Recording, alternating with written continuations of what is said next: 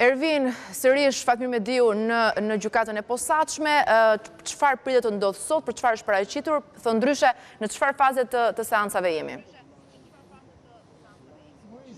Në fakt ish ministri i Mbrojtjes Fatmir Mediu është paraqitur edhe ditën e sotme për seancën e radhës që po zhvillohet në gjykatën e posaçme, bashkë me avokatin e tij. Në mëngjesin e sotëm është paraqitur në dyert e gjykatës së posaçme, ndërsa në seancën e mëparshme kujtojmë se ka qenë prokuria e posaçme SPAK që ka paraqitur edhe disa prova, ku në fakt në këtë prova ka qenë edhe një zarf i mbërritur nga Ministria e Drejtësisë për në Ministrinë e Mbrojtjes, ku sipër këtij zarfit, paktën sipas edhe prokurorisë e posaçme, ishte një shënim për Shkëlzen Berishën, pra djalin e kryeministrit të asaj kohe Sali Berisha, dhe pikërisht kjo provë pra është marrë në shqyrtim nga ana e prokurorisë së posaçme SPAK, të cilën e ka paraqitur në seancën e mëparshme, ndërsa ditën e sotme do shqyrtohen po ashtu këtë prova, por edhe për sa i përket kundërshtive të ish ministrit të Mbrojtjes Fatmir Mediu, ndërsa SPAK në seancën e mëparshme në fakt ka kërkuar edhe të marrë në dëshmi Anjola Agollin, ish sekretaren e Ministrit të Drejtësisë në ato kohë Aldo Bumçi, dhe pikërisht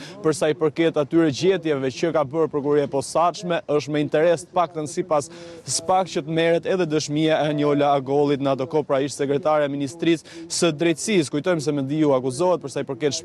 shpërdorimit të detyrës në kohën kur ndodhi edhe tragjedia e Gërdecit me disa persona të cilët humbën jetën dhe u plagosën qindra të tjerë, ndërsa gjyqi vijon që prej prillit të vitit 2023. Kujtojmë se rihapja kësaj çështje është bërë me një lëvizje të bërë nga familjarët e një prej viktimave, familjes Durda në këtë rast konkret, dhe më pas pra u regjistrua në prokurorinë e posaçme dhe vijojnë pra edhe gjyqi në ngarkim të Fatmir Mediut për sa i përket tragjedisë së Gërdecit. E kuptoj, mirë.